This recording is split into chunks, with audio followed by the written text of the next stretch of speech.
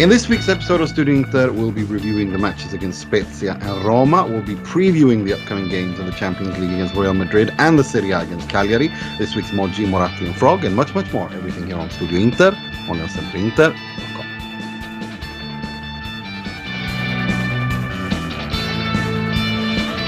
Bastoni has time and space to pick out a cross. Dumfries! 3-0 Inter! And Dumfries has his first goal in Nerazzurri colours. Benvenuti, bentornati to another edition of Studio Inter. I'm your host, Nimatavalo Ruzzari, welcoming you back to an absolutely wonderful episode. We hope you feel, because we're feeling very, very good. Everyone is Mr. Positivity this week. I think I can say without having double checked with our panelists. But before we get into all of that, let me introduce said panelists, starting with the SempreInter.com preview writer, Mr. Mohammed Nasser. How are you doing today? I am doing very, very well. Very happy and elated with yesterday's performance and last week's result, and looking forward to hopefully topping the Champions League group, for the first time in as long as I can remember. Yeah, we'll get to that. We'll definitely get to that as well. Also joining us today is our good friend from all the way from Texas, Dallas, or is it Houston? I can never remember that, Mike. Dallas. It's Dallas. You I don't know why. Me, and I get you a steak the size of your torso. You're gonna remember it then. That's true. That's absolutely true. How you doing? It was a long time no speak. How are the Cowboys doing? I have no idea about the NFL. I'm just making small talk, just so you know. Hey, no, everything is good. It has been a bit, but I was just waiting for Inzaghi to get the kinks out for this Inter to start getting into a groove. Now that they're safely in a groove, I figure I could be a front runner and hop back on here and just bask in the glory. That sounds great. And we are joined by a very, very special guest.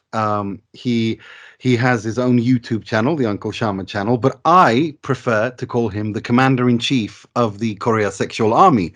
Welcome, Rahul Sharma. Thank you very, very much. That's the best intro I've ever got, especially coming from the Commander-in-Chief of Andrea Bellotti, aka Scoliosis Bellotti himself. Leave my hunchback alone. Right, let's get into it. Let's start with the Roma game, which we all saw, and is the talking point, because in my opinion that was, and I tweeted out, I mean, the first half was Inter's best half at the Olimpico against Roma since 2008, when Inter won 4-0 and completely took apart. Second half that game, when Mourinho's Inter completely dismantled Spalletti's Roma, Ibrahimovic pulling Simone Loria's pants down, and then Victor Obina scoring that goal, and Stankovic. But yesterday was emphatic. We know, I mean, we should be fair. Roma are not going. They were missing a lot of players due to suspension and injuries and COVID and things like that. So they were in a bad spot, but the way that Inter handled that, the way that Inter took on the game, the way that Inter approached the game is probably what I was most impressed about from the first minute. I want to start with you, Rahul. I mean, what's the 2 or 3 main most important things you take away from this game? Yeah, I mean, that performance, that away performance, as you said, just so impressive. Roma have been kind of a bogey team over the last few years. Under Conte as well, we kind of used to struggle against them. But that was just, I don't even know if I need to give so much credit to Inter. Was it Roma that were that bad? I'm not quite sure which extreme of the two I'm falling on at the moment. And of course, Denzel Dumfries, the kind of that moment that he needed, that's another big takeaway for me. Solid performance. Apart from that first few minutes where Matthias Vigna had beat him on 1v1 and things like that, but after that he recovered. He had that shot that he blocked pretty much on the line, Danilo D'Ambrosio style, and then on the other end, Danilo D'Ambrosio style with the diving header. Beautiful to see, and I'm very happy for the guy. He needed that for sure. And then just Hakan Calhanoglu now is just becoming that commander in the middle of the field alongside Brozovic. Barella's having this kind of lull of a period where, you know, he seems a little bit drained and tired. So Hakan stepped up in his last few weeks, and once again, man of the match performance from me, from Hakan. Like, I'm running out of words to describe the guy, because it's really surprising me, and I didn't expect such a quick, you know, adaptation to this Mezzala role. That, you know he needed time, but I didn't expect it to be by November, December to him to be that good. So yeah, those are my takeaways, man. For sure. And I mean, let's talk about Hakan, because he was a player that was a little bit met with skepticism by some Inter fans. Others were, others like myself and Mo, we were like, well, that was the best situation. That was the best thing Marotta could have done, given what happened to Christian Eriksen and Inter not having any money. And obviously we could see what he wanted to do. He wanted him to be his Luis Alberto. But one thing that I honestly didn't think would happen was that he would be this good, because I don't think we've all watched Calhanoglu play, and I've pretty much watched 90% of all Milan's games since he joined them, and I've never seen him this good. I still think that as the laurea, as the Italians call it, the real test for whether or not he is the real deal is one, now that Correa's out, how he handles when Lautaro plays with Dzeko. Because I think, again, I keep saying this, that it's not by chance that when Correa's on the pitch in that number 10 role, or when Stefano Sensi played in that number 10 role, those are the games when Hakan Calhanoglu has come to his best, and has been at his best at Inter.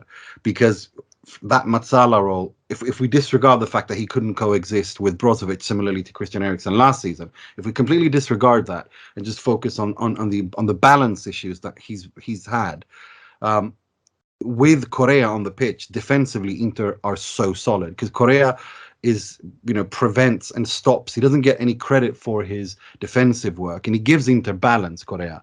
But above all, it also allows Calhanoglu to attack and cut in from that left-hand side and link up.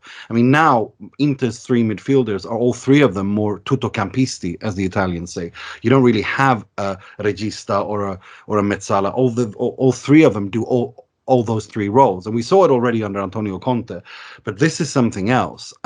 We're seeing it at a much more higher intensity than in midfield, at least, than we saw under Conte. And I don't mean high intensity in terms of how much they run. We know they run a lot, and they ran a lot under Conte. I mean more intensity in terms of their passing, the short passing, especially for the second goal. I think is a brilliant example of that. The movement and the high intensity, quick short passes, one-touch passes. That's something that we never really saw with Conte from the midfield in that way. It was always this saw your way through, the calcio verticale, up a long ball to Lukaku, plays it off to Lautaro, out to the wing, and then cut your way through like that. This is something else. Inter are much more horizontal and try to build 3-2 advantages in every tiny area, like a triangle almost, and saw themselves through that way. And it's really, really impressive to see. But I mean, Calhanoglu, what do you think, Mo? Is this now, is he fully rehabilitated, quote unquote, or are you a little bit like me? You want to wait to see if he can do it without a Correa or a number 10, whoever plays in that number 10 role? Yeah, it's a good question. I honestly, no. I think we've seen him perform well enough, and I think ultimately his outside the box shooting and his free kicks, his set play game alone is enough for me to be excited about, regardless of how he does with a slightly different responsibility given to Lautaro versus Correa when they play against Dzeko. No, I'm just my concern is, from my very good Milanista friend, is his temperament. Whether this is something, I tend to feel like Calhanoglu is a bit of a psyche first kind of player, and I think the fact that he had a bit of a chip on his shoulder, he wasn't appreciated enough at Milan, he came out to prove a point, so on and so forth. I just don't know what's going to happen to him, to his psyche, if he starts coasting on the fact whether this, whether the adoration of the fans is going to give him, more fuel to improve himself, or whether he's going to, sit on his lead and decide to, that's it. I'm here now, and decide to become a bit complacent. So I think for me the bigger concern is not whether he can do it under different tactical modules. It's whether he has the strength of wit to be able to continue to sustain this improvement. Because players that are temperamental generally, whether it's an Eden Hazard or that creative, that enigmatic temperamental, I'm not going to say trequartista, but creative player in the final third, they can run a bit hot and cold regardless of whether of tactics and their ability. So I think this for me is what I would probably wait to see when we get into crunch time towards the second half of the season, if he has the mental fortitude to do that, or if a couple of bad performances knock the wind out of his sail and he starts getting down on himself, and we see the sulky, petulant Calhanoglu that was quite emblematic of his time at Milan. That's a good point. Where do you stand on this, Mike?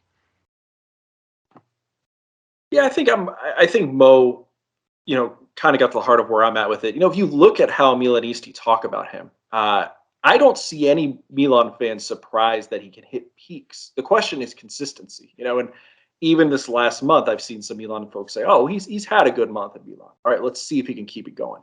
So it's so funny that he scored that free kick the way he did yesterday, because it was reminiscent of Christian Eriksen's first great moment at Inter, which was when he did the same free kick goal against Napoli in the Coppa Italia, right after the pandemic stoppage. And I say that because I think we've all seen Calhanoglu as Christian's replacement because their skill sets are very similar. The free kicks and the long balls, the vision, not so much about athleticism, but more about touch. I think we've also probably said, well, if Calhanoglu is this, then Christian Eriksen could probably be 20% even better, because that's just the type of player he is. And that breaks my heart that we can't see him in this system because he'd be so good. But now Calhanoglu's in this position, not just what he does skills-wise, but really just in terms of where he fits into the club, that Eriksen was going into the second half of last year. At that point, we knew, all right, Brozovic and Barella, and what else does this team have? And I think that's where we're still at here. We know Brozovic is in the form of, I don't want to say the form of his life, but he's been in some of the best form we've seen in years. He's been phenomenal this year. Barella has been in a bit of a slump. I personally think he's just exhausted. I don't think anybody really worries about him. After that, I think the only total certainty I have is that, we're not going to talk about Spezia much, but Roberto Gagliardini is a good player to have in these lower table matches, because I know the sort of job he'll do and he'll outmuscle those teams. I know what Gagliardini will do at that level. But everything in between the two best midfielders in that club and the one stable bench guy, we have no idea about, right? Stefano Sensi's never healthy. We don't know what ever is going to happen there. Artur Vidal looked rejuvenated for a bit, and now he's tailed off a bit. Matias Vecino, even on his best day, is unpredictable, and I don't think really wants to be here anymore, and has stopped making a secret of the fact he doesn't want to be here. And so much to me of whether this team is in fact capable of repeating or just being a solid top four team does depend on what Calhanoglu does. He's kind of the swing guy unless they make a move in the winter window. So I think he can be this player. I'm optimistic, not just because we've seen him hit these peaks, but also because I think he's in an environment that better fosters consistency. And that's no disrespect to Milan, who has looked so much better the last 2 years than I ever thought they would. But there's a difference between a team that's on the come up versus a team that's won something, and I've forgotten what that meant until I saw this Inter team win. But yesterday was such a good example, right? A year ago at the Olimpico, what happens? Inter take the foot off the pedal when they're up against Roma. Gianluca Mancini levels it in the 89th minute. They drop points. That was the low point last year. I remember being on this podcast after that match and thinking, all right, they're definitely not winning anything if you're going to do stuff like that. But what happens yesterday? They crushed them in the first half. In that second half, they were on autopilot. They didn't really do much of anything. They could have scored a couple more, maybe should have, but weren't really trying that hard. And it was fine because that's a winning team's DNA. They knew, okay, we don't have to do much. We're going to be fine. It's all going to be okay. Let's not screw this up. And that's what they did against Spezia. Matteo Bonetti said it on the broadcast too. They played that Spezia match with half intensity, because they knew that's all they had to do. It was what Juventus did for years when they're on a run. That's when you know you have something here. That's when you know you have a team that is capable of winning at a high level and having a good environment. And in that environment, in this Inter versus last year's Milan, I could see Calhanoglu finding that consistency. I really could. That's a good point. That's an interesting point. I mean, we're going to get to the Spezia game because I think that's spot on. Inter were on 30% of their capabilities. But I just want to, before we move on, I want to hear what Rahul thinks on the Calhanoglu debate. I mean, is it the real deal now, or are you a little bit like me? You want to see once your beloved Correa, now that he's not allowed, now that he's injured, is he the real? Is this the real deal, or like where are you on that? Hey man, can you not poke fun because Correa's like injured right now? It's painful. I didn't say that. Didn't say anything. I know this is a difficult moment in time for you. I'm praying for Rahul. First time guest, and you're this mean to him, Nima? Come on. No, this is the third time he's on. And okay, well, still, he's going through something right now. Come on. Exactly. Pray for Rahul. Pray for Sharma. Right? No, seriously. I mean, what are you on the Chala thing? Do you think that this is the real thing, or do you? Or are you still? Do you want to wait until after, maybe now that Correa's out, that we get to see him a couple of games without him to see where he is? Yeah, I'm definitely still kind of like you are waiting, because as everyone's already pointed out, the main point with him has always been about being consistent. So yeah, it's a bit early to jump on the real deal type of train, but for sure, let's see what he does now that if there's any injuries, if against these. In the bigger matches, is he still doing the same things? But now, the thing that gives me confidence, though, is that he's involved. Just like he comes deeper. He plays that second regista at times. He's not doing just the things that we would expect him to do. He's doing other things like tackling, interceptions. Like exactly. He's getting involved everywhere. So as long as he gives me that, I'm happy. As long as he's giving 100% off the ball, on the ball, that's all you can ask for. And that's a very good point, because that's exactly what I was thinking. And when I said that I don't think I've ever seen him this good, and I didn't think that he would ever be a mezzala. But again, Inter don't have mezzale or regista. They have three tutocampisti who do everything. Like that tackle he did on Raymond against Spezia. It was. I mean, it's and you see it time and time again, and that's what's so impressive. That with him, Brozovic, and Barella, it's like. I mean, I don't think anyone would take offense that if we were to say that Christian Eriksen is a better footballer than Hakan Calhanoglu, but there's no doubt that based on this month since the derby, he suits those two better than Eriksen does, in my opinion. Like in terms of how they complement each other. Eriksen was never really that. It was always a little bit like out of his comfort zone. We never saw the best of Eriksen. No. Yeah, I mean, we would have wanted to see Eriksen in this system. We didn't think Calhanoglu would do this the way he has in Inzaghi's system until we actually saw it. Well, that's what I'm saying. Exactly that. That I honestly didn't think, and I remember saying it on this podcast. I didn't think that he would suit. I think the only way that Hakan would suit would be in that number 10 role, but that's not true, because I was absolutely wrong on that. But Simone kept pushing. No, he's a mezzala. But I mean, he was entirely right. I just think that the way that that Brozovic and Barella, I mean, that Inter side was fantastic under Conte, but it was a different Inter side. I think Eriksen, worked really well in his calcio verticale. But what I mean is that this coexistence that they have, this fluidity, I never saw Christian Eriksen do these tackles and that Rahul mentions, and I was really surprised, because I didn't think that he would reach this level.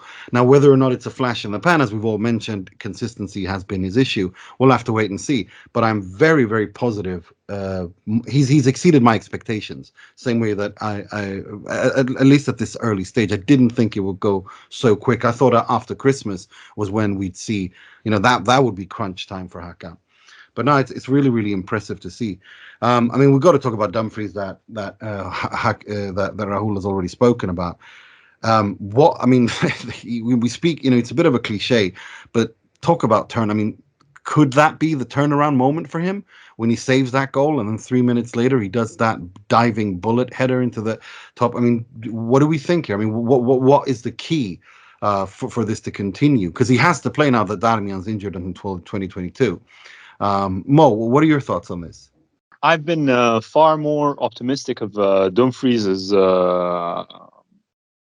upside at Inter than you have. So I think again, I don't know why, but I find myself always analyzing these situations from like a mental perspective rather than from like a tactical perspective. The first instant to sit and reflect on as an Interista is to be very grateful that we have, in a season where we have lost Hakimi, we have two very strong contenders for that position who are extremely, at the very least functional. The second point, I think Dumfries, and Inzaghi's been saying it, Marotta's been saying it, everyone's been saying it. Dumfries is an excellent player, and we know. I mean, it's a joke how Italian tacticians or Italian managers always say the Serie A is a difficult league. They need to tactically adjust, blah blah blah, and add to that the fact that he's been a victim of some clumsy errors, as in the Juve game. So, and coupled with the fact that he's filling in Hakimi's shoes this season, it's not an easy position for a young man to come in and take on this sort of responsibility and expectations. So I think this game might well be like the moment where he breaks through. But even then, even if he doesn't break through, I think he might break through next. The quality is there. We've seen the quality. I think his decision making, especially in the defensive phase, might be a little bit suspect. He's a bit rash. He's a bit let's say uncultured defensively. But it's all a matter of time, and we know Inzaghi is a great man developer. So I'm all in. I'm all in on Dumfries. I'm all in on Darmian. I'm all in on competition on the right flank. I think it's I think the position, save for Suning's finances, going in a downward spiral even further, and then having to sell Dumfries. But I think with Dumfries and Darmian, the position on the right flank is secure for a good few years. That's a good shout. What about you, Mike? I mean, are you convinced, or do you think, or not convinced? But what's your take on this? Well, I think what you said is the key. He needs time. He needs. It's not a secret that this is a hard league for somebody to adapt to. He's the. Unless I'm forgetting something, I believe he is the only player that Inter signed out of Serie A, out of Italy, this past Mercato. Yeah, so he's gonna take longer amounts of time than somebody else, and he's also being judged against the total standard of the position right now. Right, Achraf Hakimi is the best right back in the world. It's him or Trent Alexander-Arnold, right? So it's a very high bar to clear. But for me, he just needs time. He needs. I love Matteo Darmian, but the last time I was on, I said for this team to reach its offensive potential, Darmian can't be the starter. Ideally, he is a really, really good rotation player, but to achieve your potential, you sign Denzel Dumfries to be that guy. So he just needs time, and he needs a consistent run of play. And what's nice is that there's no choice but to give it to him right now. So I think this week will be a really good test in the Champions League to see how he fares. I hope if he doesn't fare especially well, people don't hold that against him, because it's still early. But I love that he had that moment yesterday. Like Rahul said, he needed that. And you could tell how much that meant to him. That was one of my favorite goals of the season so far, because that hit him so deep to score and to go celebrate in front of those fans. And this is a guy who's a former captain, right? He cares about the club. He is a good dude in the room. He cares about the cause. And you could see how happy the team was for him. And I don't think that was fake by any stretch of the imagination. So I think he's going to be fine. I think as long as people are patient with him and he adapts to the league, he clearly fits in the room. He brings something different from any of the other fullbacks in this team as far as his size and his athleticism. But he just needs the minutes, and now there's no choice but to give him that. So I'm optimistic that he'll gain some solid footing under him in the next month, and then hopefully, if he does that, they can kind of transition to the second half of the season to where he's starting a little bit more than Darmian, because he just offers dynamicism that Darmian doesn't. For sure. I mean, one thing, to build on that point you made about him in the team and how, he certainly made a good impression. I mean, Ivan Perisic is basically in love with this guy. They're like BFFs.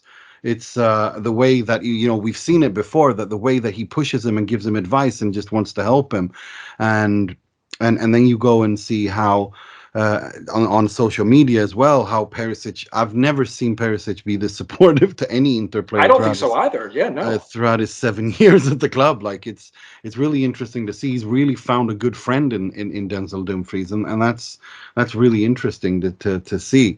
But like, I mean, it's like I think that's a really important point you made. It's not just he's not the only captain.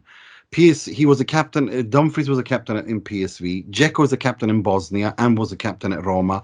Like this dressing room that they've built is it's a bunch of captains. Skriniar is a captain type. Barella is a captain type. I mean, you have so many players. Samir, of course, is So it's a group of players that of the right kind of metal in terms of how they are as characters and professionalism. And I think that's what. That Simone, and he's something that Simone Inzaghi has also really praised, saying that I found a group that are of players that are absolutely made themselves available and listen to everything and want to, give everything and then some. So that's really that's something really interesting. But I wanted to ask you, Rahul. I mean, what are you expecting? Because I know I've been skeptical of him, but I know you've absolutely been skeptical of Dumfries. No, I mean, I think it was the smart signing to make. I was completely on board with the signing. I just was unsure about his technical ability and adaptability to the Serie A, which always takes time. But as you guys pointed out, just character-wise, this guy is a guarantee. He's not like Valentino Lazzaro, who was concerned more about making drip videos, like looking like Drake and Karim Benzema.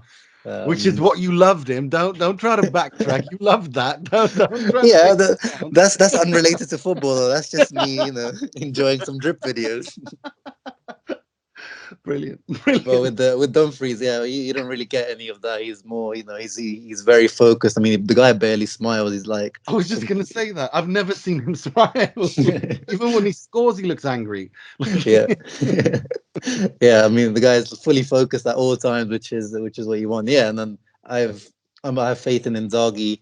I used to call Conte the wing back whisperer. This guy can revive any wing back in the world. But I see Inzaghi, has done similar things in the past. So I have faith in Dumfries improving, and let's give him time for sure. We need to be patient with him. He also needs to go through the Serie A school of defending and tactics. So it's going to take him time, and we need to use him more in terms of what his strengths are. Like that heading ability, he's had that. That's what we saw at the Euros. The guy is a beast in the air. We need to use that more. Yeah, I agree. He's really strong, and I also think he's got a good shot on him. Yeah, he does. I get everyone compares this guy to Hakimi, and that's natural given that Hakimi was the last wing back there, and he's the most modern wing back out there today. But for me, when Dumfries is at his best, I get Maicon vibes. The same all the things that made Maicon the best in the world at his position, the power, the technique, the physique. Nah, he hasn't got the technique, man. No, but you don't think so? No, it's good, bro. You're not convinced. No, I think that his technical ability is good enough. I just think that for the reason why he hasn't shown that in the Serie A is I think it's more to do with his confidence in terms of not being comfortable in what he's being asked to do. And that's why when players are, like all humans, when they're asked to do something and they're not comfortable, they overthink things and can maybe sometimes complicate things. So I actually think he's got pretty decent. I mean, it's not like the Lukaku or Lukaka stuff that we've been seeing. Lakaka, which has been very, very funny. And I feel bad for the guy, but he left, like you said on your channel. It's not our responsibility to defend this guy anymore. Nope. We're laughing along. Oh my guy, Lakaka. Yeah. No, but let's talk a little bit about Spezia. For me, what was the most important thing was exactly like Mike said, the control, start to finish control. Inter were just. I mean, the goal was absolutely fantastic. The opening goal that they scored, Gagliardini. And I mean, there's something about Liguria than Gagliardini. I read somewhere that 8 of his 15 goals or 14 goals in the Serie A have come against Sampdoria, Genoa, or Spezia, and they're all from Liguria. This guy's got that's an incredible stat. But I mean, it was a fairly straightforward win, and just like the Venezia game, Inter were in complete control. Although here they killed off the game, and it wasn't as nervous as it was against Venezia.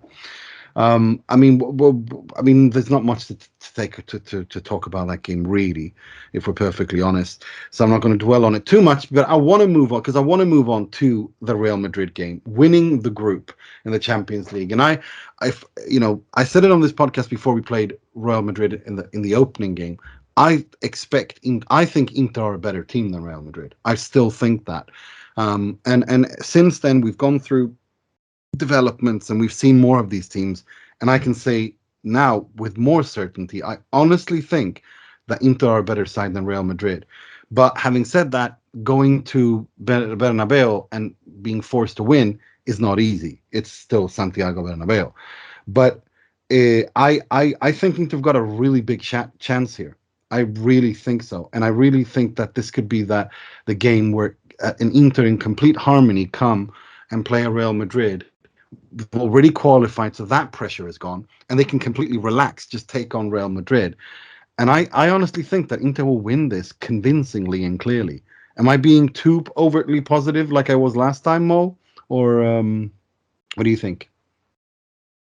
No, I think you're absolutely right in the assessment of all the givens.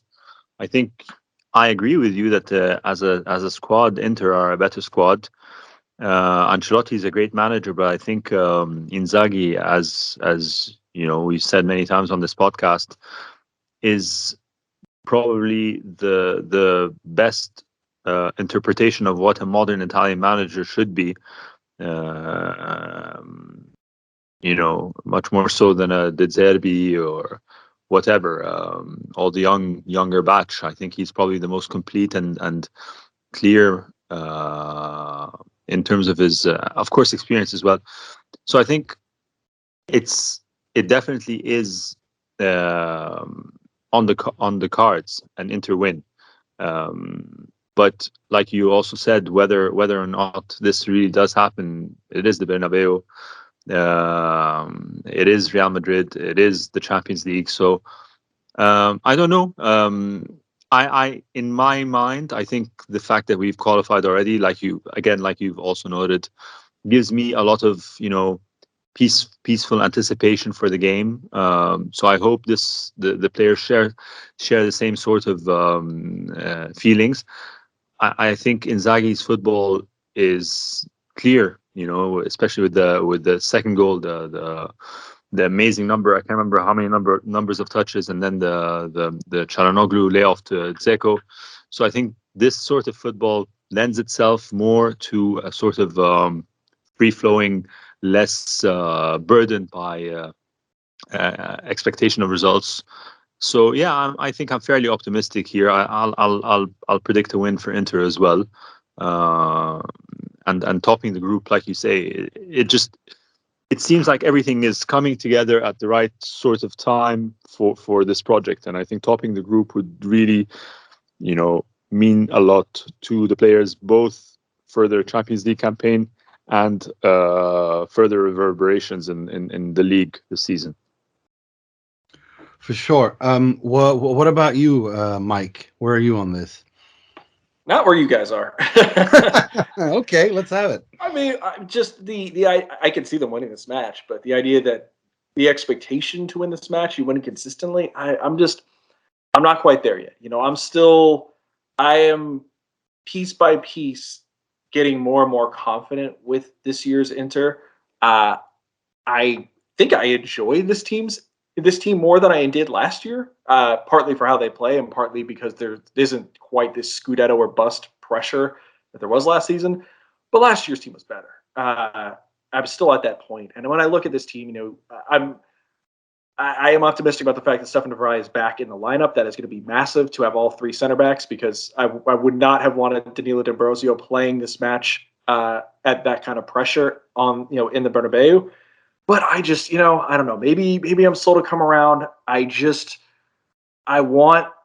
is Real Madrid, and they still have a lot of players in their lineup that are very, very expensive and very, very high caliber. I think Vinicius Jr. is playing like one of the best players in the world at this point and can do things on the wing that this team has not seen anything close to in Italy. And he has certainly over the last 2 years given Inter some problems.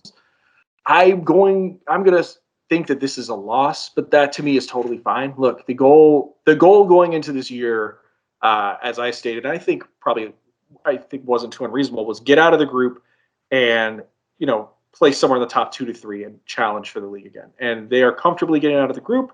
And I think this team might be the best team in Italy at this point. So whatever happens this week, I'm not stressing too much. Could I see them winning this match? Yes, but I don't think we're at the stage of the cycle yet when, this team still isn't the most clinical in front of net. Samir Handanovic is still the goalkeeper. And we love Samir. You know my position. This is not Samir's fault that Samir got old. But if this were next year and Andre Onana were in net, then maybe I could feel a little bit better about this. But I just know that Real Madrid will create chances. And I don't trust Samir to keep him out of the net. And meanwhile, I don't trust Inter with Lautaro and Dzeko in front of net to be as clinical as they need to be to put as many in the other way. And if they don't win this match, that's totally fine. But that's where I'm at. I'm a little worried about where Inter are clinically. I'm definitely worried about what Samir could do at a high volume day. Those have been the concerns all year long. That won't stop them from winning the league, I don't think. I think this team is capable of winning the league. But to say that they could beat a team like Real Madrid in their building, I'm not there yet. Well, that's fair enough. What about you, Rahul? Where are you? Are you with Mo and me, or are you with Mike? A little bit more cautious. Yeah, I'm in your car. I'm in the positivity car. It's a big car this week. I mean, it's a big 4x4. Exactly. Yeah, I'm not expecting anything, going especially away at Real Madrid. But we even saw last year when we were playing the dysfunctional 3-4-1-2 on the Conte that we away at Real Madrid. We didn't. Yeah, we could have won that match down there. Like they don't convince me defensively. David Alaba Militao centre back partnership is obviously good, but it's not. It doesn't strike me as the most solid centre back partnership. I feel like that's something you can. We can definitely score some goals against that back line. But yeah, of course, it depends on how clinical our guys are on the day. I see it going similar to how it went last time round, though. In the end, I think we'll just end up with a draw. I think Inter will play well, create some chances, and then we'll end up, ruin some of the chances that we missed. And yeah, there will be lots of slander on Lautaro after the match. You can see that already. Yeah, I mean, Vinicius Jr. is on an amazing form at the moment, but they are missing Karim Benzema. Ancelotti pretty much confirmed that he's going to be out, so that's a massive miss for them. Yeah, for sure. And Luka Jovic, I know that I love the guy, and I know that's going to come back and bite me in the butt, because I can see him scoring one, two goals, because he may not do a lot, but he's a natural goal scorer. He needs half a chance and he scores 2. And that's what annoys me so much, because he is a killer, and I think that's going to come back and bite me and haunt me. But I mean, I'm with you on that. I think that's a fair assessment. But I look at their midfield: Casemiro, Modric, Kroos, and I'm thinking that's a world-class midfield 5 years ago, 8 years ago, 6 years ago, 7 years, 4 years ago. But they do have Isco on the bench, who we know, and Valverde is a great player. I mean, they've got quality. I just think that the way that Inter dominate midfield, and if they play against Roma and hurt Real Madrid that way, then I think they'll win. And I think that's what Simone Inzaghi wants to do. I mean, I think he's not going to be overconfident, but I think the way that he views this is simply, given that things are going so well, the team is boasting of confidence. He's going to go, you know what? Go for it. He's going to go for it. I think he's absolutely going to go for it. We've not had a bad performance in the big match this year. No, we haven't. Even though we didn't win most, like against Milan and Atalanta and Real Madrid, we played really well in those games. Like you said, it's just our clinical, our finishing wasn't on par, but the performances were really good. So no, I'm fairly confident. Just as a side note, the last time Inter topped their Champions League group was not was actually 2011, 2012, when they finished ahead of CSKA Moscow and Besiktas. No, not Besiktas. It was Trabzonspor, and they got knocked out obviously against Didier Deschamps' Marseille in the round of last 16. But yeah, they had a group with they won the group ahead of CSKA Moscow, third Trabzonspor, and fourth Lille. But they didn't win the group in 2010 when they won the Champions League, and they didn't win it the year before either, when they had undoubtedly a better team. Inter and winning groups might maybe lucky number 10. 2022, 2012, 10 years since last time. Maybe Inter will win it again. But let's quickly. I wanted to, because I've already asked Mo in previous episodes, but we haven't asked neither of you two guys, Mike and Rahul. Before we get into predictions, I want to know, which teams do you want to avoid rather than which teams do you want to play? And I'll start with you, Mike. In the knockout stages, of course. Oh gosh, I mean, so I listened to the episode where you guys talked about this, and I'm kind of the mind that Mo is, where I'm just happy to be here this year. I just want progress. So whatever happens, happens. That said, if you're going to avoid teams, I'm with you, Nima. I want no part of City. I want no part of Liverpool, and I don't want any part of Bayern. Yes. After that, you can sign me up for whatever, and I guess we'll deal with it. But those are the three that I just don't want to see any part of. Yeah, and I mean, Bayern, the way they hurt and teams in transition, I don't want to see Inter get slaughtered like that. That's the thing, like it's just no, it's not fun. I mean, so the only other club that I have any feelings for, well after Inter, is Borussia Dortmund. I've been a Dortmund side supporter for about 10, 11 years now. Before White and Klopp got there, a little before they got really good. So I'm used to this. I was keeping an eye. I was watching Inter Roma. I kept an eye on their classic, and I was like, I know how this is going to end. They're not going to win. They never win. And sure enough, Bayern, just when you think that, you talk about championship DNA, just when you think that they are on the ropes, every time they find a way to pull something off. So, if nothing else, though, the only thing I'd look forward to if Inter played them would just be for Perisic to hopefully rip them apart. Because I remember we were all so disappointed when Bayern wouldn't take up that buy option on him, and now it all worked out. But I hope Perisic makes him remember it. What about you, Rahul? Which teams do you want to avoid? Yeah, same ones, bro. Like, I can just imagine Liverpool putting us in that washing machine of Anfield as well. Oh God, no. No, please, no, please. And yeah, definitely not Man City. I don't want to see us having 20% possession at home and trying to counterattack with the Dzeko and Lautaro.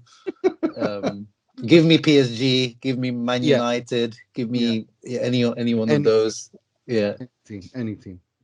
I think even I think Inter would even do well against Chelsea, better than they would against teams like City or Liverpool and Bayern, who just. Oh yeah.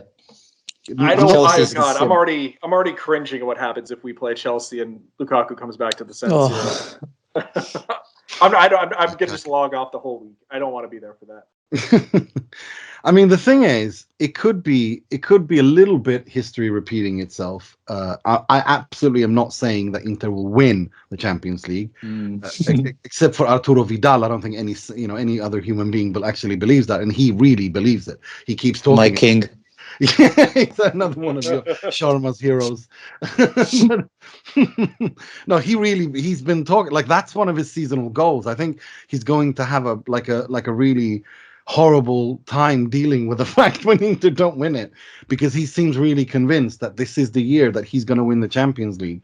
I don't see it, and I don't think, I think Inter can get to a quarterfinal, and I think that's pretty much good, and then sure, but to win the whole thing, I don't think we can. And I don't think I'm alone in thinking that. But it would be, Chelsea, Lukaku, Ibra, Barcelona. Like there is a chance of history repeating itself here, and it would be pretty sweet if it happened. I'm not gonna lie. I love Lukaku for everything he did for us, but the way that the grass is not always greener on the other side is. Yeah, that's a good lesson to learn. But let's get to predictions and goal scorers on that. I'm going to start with you, Rahul, and then I'm going to Mike and then Mo. So, what's your prediction? Inter Real, Real Inter, I should say. Sorry. I'm going to go for a 1-1, another wasteful performance from the boys, and Real Madrid get one. Probably Rodrigo again. Mm-hmm. Fair enough. Mike, what about you? 2-1 Real. And I'll be totally fine with that. Then just go back to the league and continue to do what they're doing, and all is good. Okay. What about you, Mo? I'll venture a very cheeky and sneaky 1-3 for the visitors. That's my result. Whoa. That's my result. Yeah. Well, there we go. Great minds. So who Great minds. do you have as a goal scorers? Definitely, let's give Dzeko and Lautaro a goal each, and I wonder if maybe we can get something from a midfielder, maybe a Barella. Barella came close against Roma a couple of times, so I think maybe Barella can do one of his runs and score one. So yeah, Barella, Dzeko, and Lautaro. Nah, mine is Jovic for Real because I think that's a given. And then it's kebab season for me. It's Hakan Calhanoglu scoring twice and Dzeko the third. So 3-1. It's 3-1 Inter. It's Hakan Calhanoglu twice, Edin Dzeko, and then Luka Jovic. I think Jovic will score the first goal.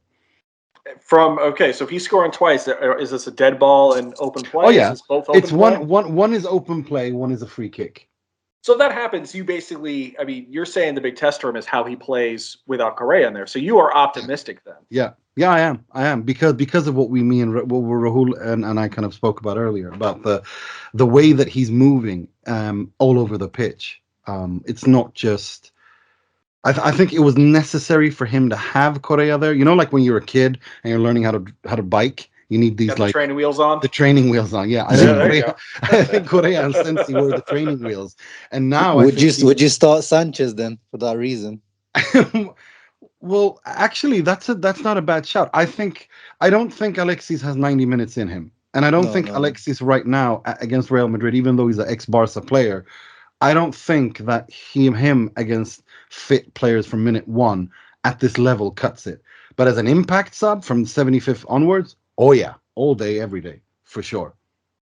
But I would start with Lautaro, Dzeko if they're both fit. Then it's for me it's absolutely. I'd go with that.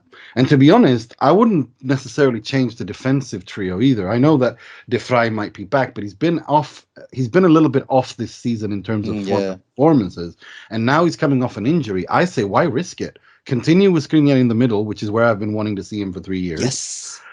You know that I've been beating that dead drum and dead horse for about 3 years, and he's been really good there.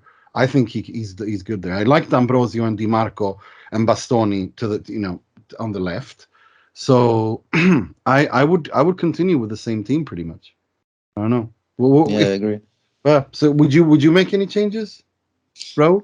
Yeah, well, Inzaghi alluded to Lautaro having some sort of little issue because he rested the full 90 minutes. He said he wasn't feeling great. So hopefully, that's why I was mentioning the Sanchez. That if Lautaro's not feeling still 100%, then maybe Sanchez could give us 50, 60 minutes perhaps and continue that kind of 3-5-1-1. Yeah. But yeah, if not, then yeah, definitely Lautaro and Dzeko. But no, I don't know that no other changes. I would keep the exact same team as against Roma, pretty much. Just Lautaro for Correa. Agreed. What about you guys? Would you guys change anything, Mo? I definitely stick to Brian if fit. I appreciate your sentiments about Skriniar. I also think that big game, big name. Our top billing trio are definitely our top billing trio for a reason. So I think bring out the big guns at the back, De Vrij in the middle, if fully fit and able to play the full 90, and then Skriniar and Bastoni on the other side for sure. What about you, Mike? Would you do the same change that Mo did, or would you keep it the way that me and the way that Raul and I said keep the same team against? Yeah, I'm with Mo. You gotta go with your best. This is Real Madrid at the Bernabeu. Stefan De Vrij hasn't had the best season so far, but I think he is still the best out of these three center backs, which is saying a lot because all three are so good. I want that back line back there. The idea of Danilo D'Ambrosio works until it doesn't, and he's a saint. We all love him. He plays a role and he's valuable. But for a match like this, put him out there and put Lautaro out there, and let's our best against their best, and let's see what happens. It's a good measuring stick match, if nothing else, right?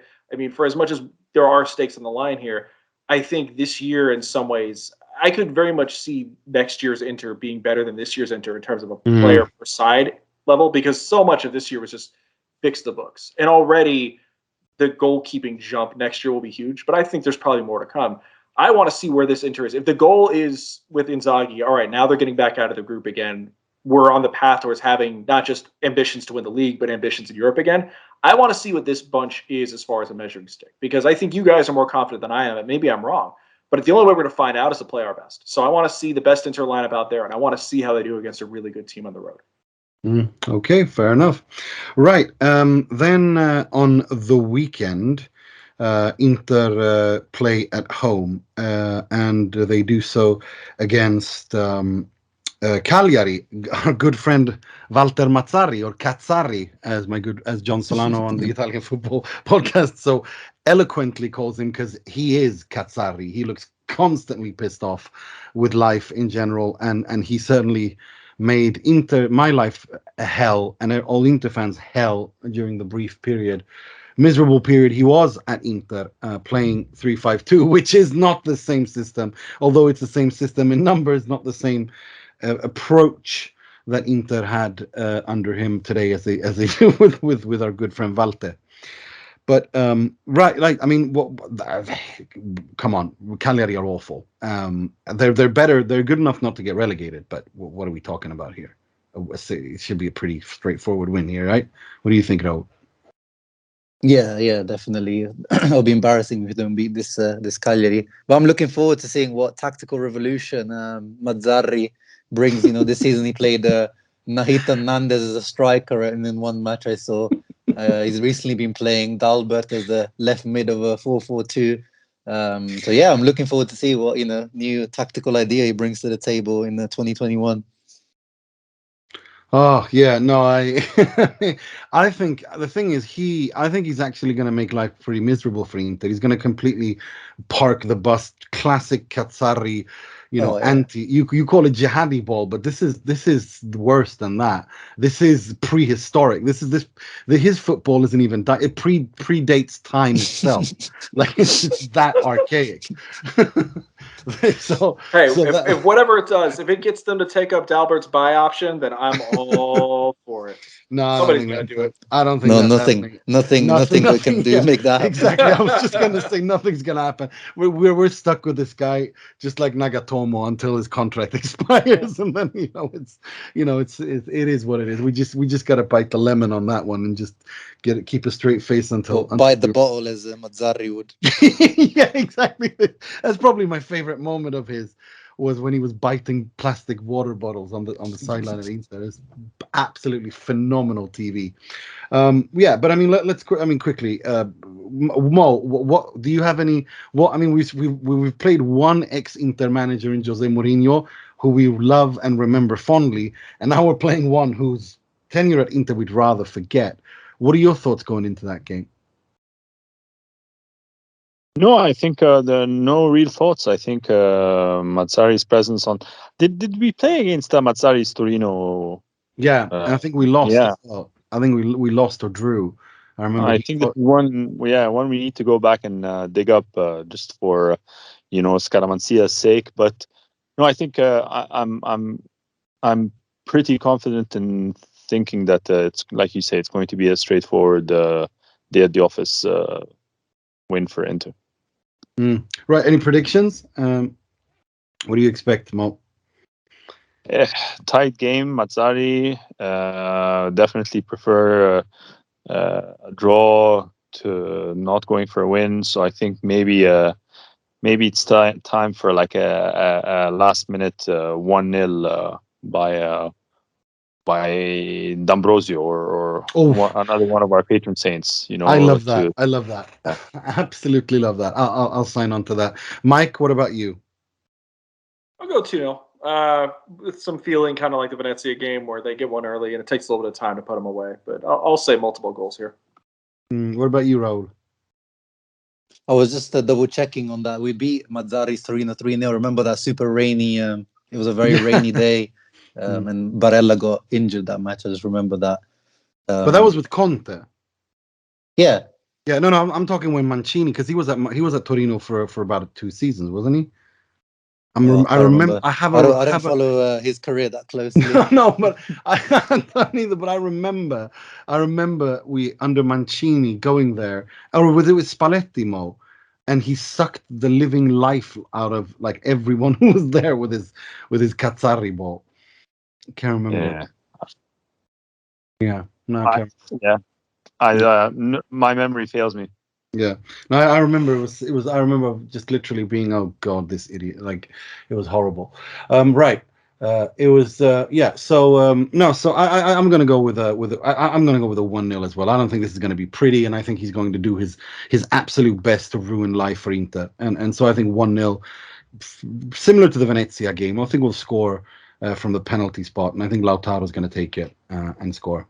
I think 2-1.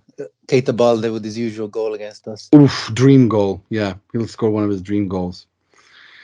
He sure does them. Right. Let's move on to the part of the show when we pay tribute, rip the piss out of, and criticize someone or something heavily in the world of football, starting with the positivity, which will be presented by Mr. Positivity himself, this week's Moratti, Mohamed Nassa. He works a lot, he's intelligent, and he surprises people sometimes with his ideas. Not easy to find one person of these qualities. Okay, so my Moratti for the week is once again for the second week in a row. It's got to be Inzaghi. That Roma game, like we spoke about earlier, that first half was probably some of the best football we've seen and interplay ever. Definitely some of the best we've seen in the last few years. You know, the first half against Barcelona with Conte notwithstanding, and against Dortmund as well in the Champions League, we've seen some pretty spectacular football. But that was at least on par, if not better than that football as well. I just honestly, what struck me the most was just the movement and the players. We've spoken about Calhanoglu's involvement in the center of the pitch, not just all the way up front, tackling, getting in. If we can put a player cam on Brozovic and track his running all over the pitch, all match long, it would be incredible. Bastoni's doubling up as a left wing back, providing the assist to Dumfries. It's really interesting football tactically. I haven't attempted to digest it thoroughly and understand its intricacies yet, but he's definitely doing some very exciting stuff, and that is extra over what he's doing to develop the players individually as well. So I think credit has to be given to Inzaghi.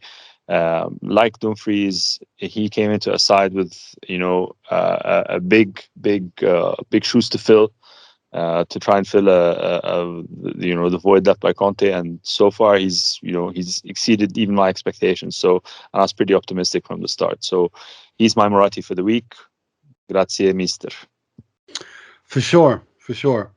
You know where I stand on Inzaghi, so I don't need to add much to that.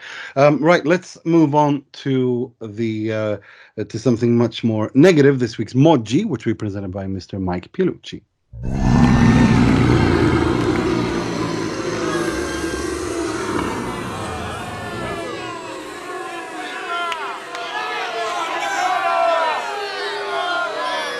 It's December 5th.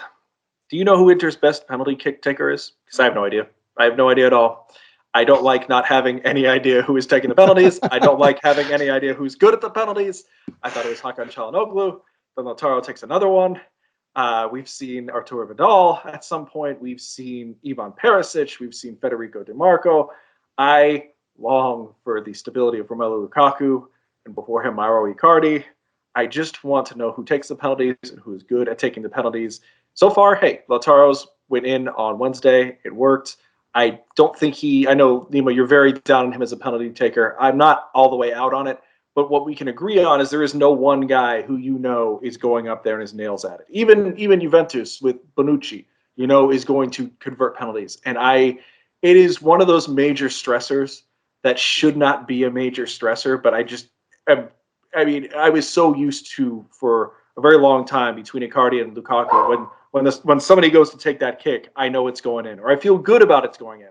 And now I just assume it's not, even though it's a high percentage play. And I suppose it's like super Inter that the year we have the best pair of set piece takers this club has had, and I don't even know how long, right? There have been years where there's been one person good at it, but having two set piece guys like Calhanoglu and DeMarco together, I can't remember the last time Inter's had that. So I suppose it's only fair, because we are Inter, that when you finally excel at the set pieces, now the penalties are a problem. But I wouldn't say I've lost my mind yet, but I feel like we're going to get to some moment when I come on in February and something has gone wrong again, and we're down to Bastoni taking the penalties, because sure, why not try him too?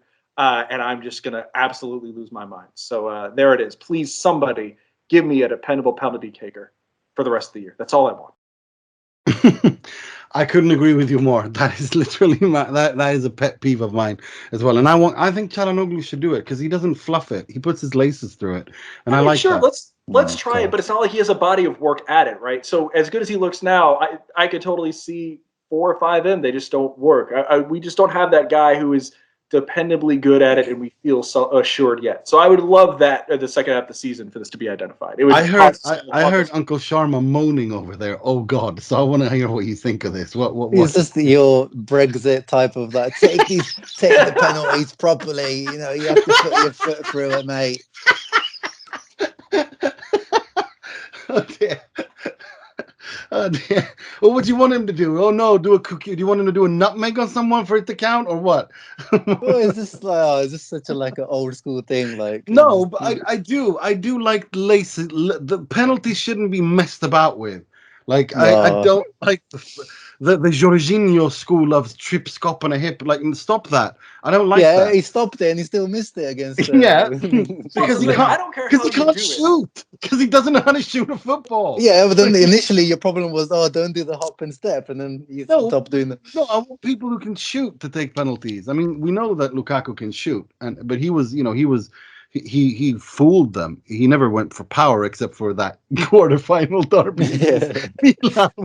when Zlatan insulted him. He got the force from his ancestors. I've never seen him so angry. I thought he was going to miss that penalty, because I knew he was going to belt it. Like, there was no way he was going to like place it into the corner after Zlatan insulted his mother. He went for it, and thank God it went in. But no, I mean, I don't, I think that the thing with Lautaro and penalties for me is basically what my problem with Lautaro as a finisher is. I don't think he fluffs the finishes too much.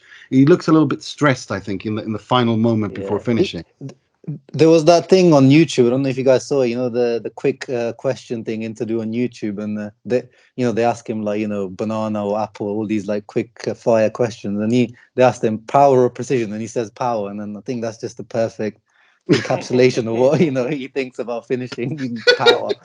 How is that power though? Like, it's not even powerful. Yeah, but he tries to hit it so hard all the time.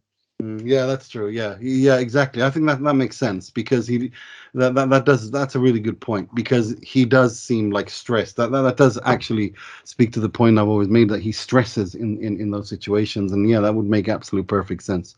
Right, let's move on to something much more comical. This week's Frog, which will be presented by Mr. Uncle Sharma himself. È clamoroso! Autogol di Ranocchia! Well, we alluded to it before. These boys on social media, actually, I don't know what they're actually called, but they've been making these Lukaku meme videos. The Lakaka. I mean, who are they? Can you say who they are? Because you're the TikTok generation, not me. Certainly not Mo and Mike. Who are these guys? Because they're really funny. Yeah, I should have done my research in terms of, I think it's a bunch of them. I don't think it's just one of them that makes them, but it's become like a trend recently of these very low budget videos of like people completely missing the goal when they're in front of it, and this guy wearing a XXS extra small shirt with the belly hanging out to represent Lukaku being whatever, without pintus. So I would give it to them, because they really make me laugh this week, even though I don't want to laugh, and I do deep down I still want to defend Lukaku, but it's not my job anymore now. Yeah, no, I agree with you. I think we have the right to be a little bit petty because he Yeah. should never. I mean, he should had he stayed. I mean, I think I've swung. I've done the full 360. No, yeah, the full 360. First, I was upset that he left because I thought he could do something else, and then I was thinking, hang on a minute, Inzaghi doesn't want to play that game and that kind of football, and he wanted Lukaku more close to the goal, and so I was like, maybe it was good, like tactically, that he left. And then now that I've seen us play and see how we build up, and I see what Dzeko does, and I'm thinking Lukaku could have done that way better. We would be 5 points up if Lukaku were still here. Yeah, that's the rest of this roster. No, I agree, and that I'm there now, and that's why I'm a little bit bitter. So therefore, yeah, it is a little bit of bitterness for that. So that's, I don't know. I mean, I've ranted about this here before. Like, this wasn't Ibrahimovic. This wasn't nearly no, it wasn't. But I feel like people are so fixated on the fact that he left and they love that he's failing. It's like, whatever. Like, if you were in his situation with where the club was over the summer and Chelsea has offered you that kind of money, if you're switching jobs, you're going to do the same thing he did. You know, like, I don't get why people. The guy was the best inter striker since Ibrahimovic. He did a ton here. Let's just let it go. I can't. I think it was all those messages of love that he put out before, and he claimed to be Interista and all that kind of stuff. So yeah, but look where this club was at. I mean, they were trying to. Well, I don't blame him. I'm just trying to explain where the hatred is coming from. I completely. I'm with you on that one. It made sense for him. But. Yeah, but it's just like he's sitting there and he's saying he's all Interista, and meanwhile there's reporting coming out that Sunni tried to sell him as he's saying, "I want to be here. I want to be here." And you see them sell. You see your manager leave. You see them sell Hakimi. You're telling them I'm going to be loyal. Meanwhile, no signings are coming in. They're trying to sell you. And Chelsea wins the Champions League, and they're going to pay him that much more. Like, at that point, when that's how things are, I get it. I just, I don't know. It's incredible to me. Versus like when Ibrahimovic is outright saying, "I'm never going to win anything here. I'm out of here." Like, that's a different deal. I think whatever. I'm pulling for It's getting painful watching over there, though. Yeah, and but I'm not there yet, so I'm gonna keep being petty for a little bit longer and enjoying the Lukaku jokes. Yes, I am. I'm not there because it really hurt me when he left. I'm not gonna lie, because I really thought that I really wanted him to stay. Although I always knew, and I was very vocal about it, that it doesn't make sense that Hakimi would never just be enough. And I would have rather sold Lautaro, but no one was buying. So I guess at the end of the day, these are the only thing you can do at the end of the day is to look at the offers you have. And if someone comes with 115 million euros, I think regardless of the financial situation Inter are in, they would have sold it. Like, even if it wasn't COVID, Inter don't turn down 150 million euros. Moratti just doesn't do that. And that's why, he just doesn't do that. That's not his style. And we got to give it to him. He's been right so far. Inter are far from dead and buried. They look amazing. Got to give credit where credit is due. Right. That's all we have time for this week. I'd like to thank you, Mr. Sharma, for coming on. CEO. Thank you very much for having me on. It was overdue. And also, and if people want to follow you, what's your social media handle, and also your YouTube channel? Yeah. If you just type in Uncle Sharma, you should. I mean, alongside cricket players and musicians, my name should come up. My channel should come up about Inter videos, match reactions, match reviews, and things like that. And R Shams on Twitter. Yeah, if you want to watch me and Rahul go at it like petulant 6-year-olds, then that's where you go. Thank you so much for coming on. Now, thank you, Mike. Don't be a stranger. Oh, well, second half of the season, once American football is over and I can have my weekends back. When's the Super Bowl? Super Bowl is February, but really for me being down here in Dallas, it's all about how far the Cowboys go. Okay. Which they could go to the Super Bowl. I don't think they will, but they could. Okay, fair enough. Well, let's hope they don't.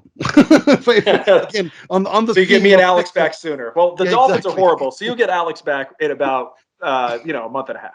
Yeah, he said so. He said so that theoretically it's not going to happen because he obviously covers the Dolphins in Miami, right? And also Mr. Mohamed Nassar. Thank you, guys. Great episode, and great to have you back on, Reverend Mike. For sure. Great to have you all on. And thank you so much. For everyone for listening. Make sure to stay safe, listen to your health authorities, take care of yourselves and each other. 6 points, and sempre e solo Forza Inter.